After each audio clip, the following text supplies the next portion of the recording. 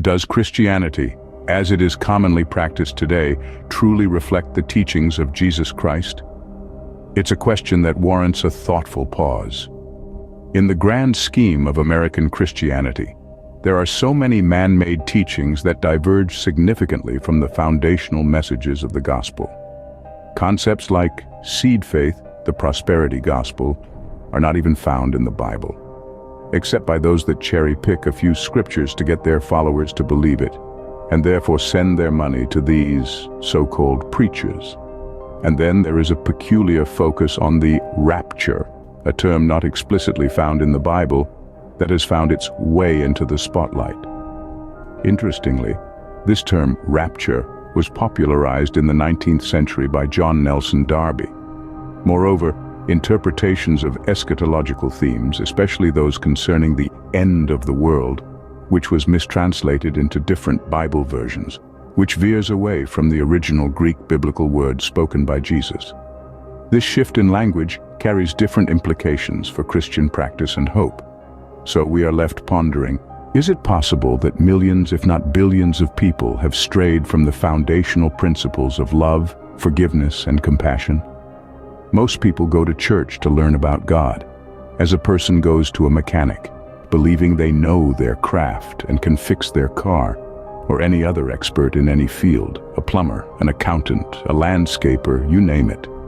So millions of people just go to church, believing the preacher is an expert in the Bible, so will believe anything they say to be true. To understand the current state of Christianity today, we must first look at the evolution of Christian teachings. The teachings of Jesus Christ, as recorded in the New Testament, laid the groundwork for Christian belief. During his life, Christ emphasized love, compassion, forgiveness, and a radical commitment to the marginalized. The early church, largely made up of the poor and socially disadvantaged, embraced these teachings, emphasizing community, mutual aid, and a spiritual kingdom not of this world. They walked by faith and not by sight. As Christianity spread through the Roman Empire and eventually became the state religion, its teachings began to adapt to new cultural and political contexts. The Middle Ages saw the creation of vast ecclesiastical systems and the rise of monastic orders, each with their unique interpretations of the gospel message. The Reformation in the 16th century brought about a seismic shift in Christian teachings. Reformers like Martin Luther and John Calvin emphasized the authority of the Bible over the church, sparking a wave of new interpretations and doctrines. The focus shifted from communal salvation towards individual faith and morality. Moving into the modern era, the Industrial Revolution and the rise of capitalism had profound impacts on Christian thought. New doctrines emerged, and then more. And for decades now, we hear such as the prosperity gospel, which links faith with financial success, and the rapture theology, which focuses on the end of the world in a doomsday way. Again, the original translation was end of the age. In the present day, we see a wide spectrum of Christian beliefs, often shaped by cultural, economic, and political factors. Some teachings emphasize personal prosperity, again emphasizing the message that people give their money to the church to in turn receive financial and materialistic wealth. One may ask, if this is such a true doctrine from the Lord's original message, why do they not give their millions of dollars back to the people to multiply their own worth? And again, the man-made end times message of, well, horror. Yet there are others that do focus on social justice, environmental stewardship, and love for one's neighbor. This evolution of teachings has not been without controversy. Critics argue that certain modern doctrines distort the original message of the gospel, shifting the focus away from its call to love and serve. We've seen significant shifts in focus and interpretation throughout history. But what does this mean for Christianity today? At the heart of the gospel is a call to love and serve. The Lord's greatest commandment, to love thy neighbor as thyself, is not just a suggestion but the very essence of Christian ethics. This is a call to empathy, generosity, and compassion, a call that echoes in the teachings of Jesus Christ. Yet, in the modern world, This fundamental directive is often overshadowed by doctrines that emphasize personal prosperity and end-time speculation. What if we paused and asked ourselves, what does it truly mean to love our neighbor? It means extending a hand to the marginalized, giving voice to the voiceless, and dedicating ourselves to social justice. It's about replacing fear with love, replacing apathy with action. The gospel does not promise us comfort, but to take up our crosses and follow him. It calls us to a life of service, of self-giving love.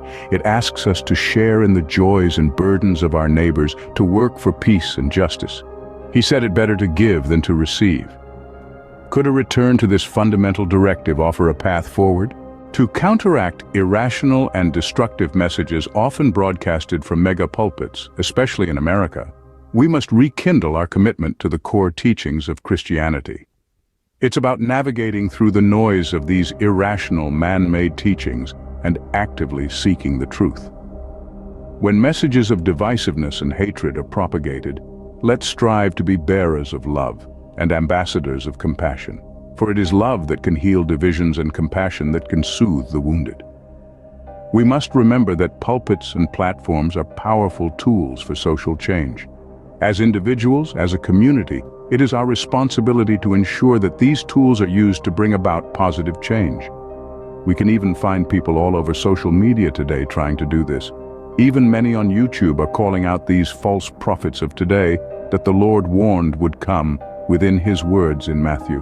We can do this by engaging more meaningfully with our own personal faith and by ensuring that our actions reflect the truth of its teachings. We can do this by spreading messages of love and compassion instead of fear, greed, and divisiveness. The Lord even warns about them again at the end of Revelation. Those who cannot enter the city, the holy city, New Jerusalem, that is coming down into humanity, one mind at a time. In these tumultuous times, let us resolve to live by the teachings of love, empathy, and respect for all creation. Let's remember that the core teachings of Christianity are deeply relevant, not just to our lives, but to the world at large. In the face of complex challenges, the message of love and compassion remains as vital as ever. We must find ways to get rid of the materialistic, man-made messages coming from pulpits around the world. The book of Revelation tells us that it is because of these preachers that have distorted the Lord's holy word will be dealt with. Unfortunately, as many have said, progress can only be made by one funeral at a time. The first Christian church began to die shortly after Jesus did.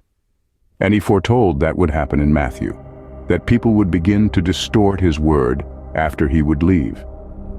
It is another reason that Jesus' apostles continued to try to keep the true message of the gospel, while others began wandering away from it. As in 1st and 2nd John, when he spoke of the Antichrist, those were the people of that day that began going their own directions, some even claiming that Jesus did not appear in the flesh. That was the beginning of the end of the Christian church. And it has been so polluted throughout the generations that it is hardly noticeable to anyone anymore. And in the present time we live in now, by polls conducted, continually show the rapid decline in Christianity today. It may look like a tree with life, but is rotten inside, dying a slow death. But in a future video, we will show of how the Lord has repossessed his word again, as he often had to, from those that corrupted it, and how this new repossession is gaining ground around the world. It truly is fascinating. So many disillusioned Christians, even atheists, are once again believing. Thank you for your time. May the message and spirit of love and compassion guide us all.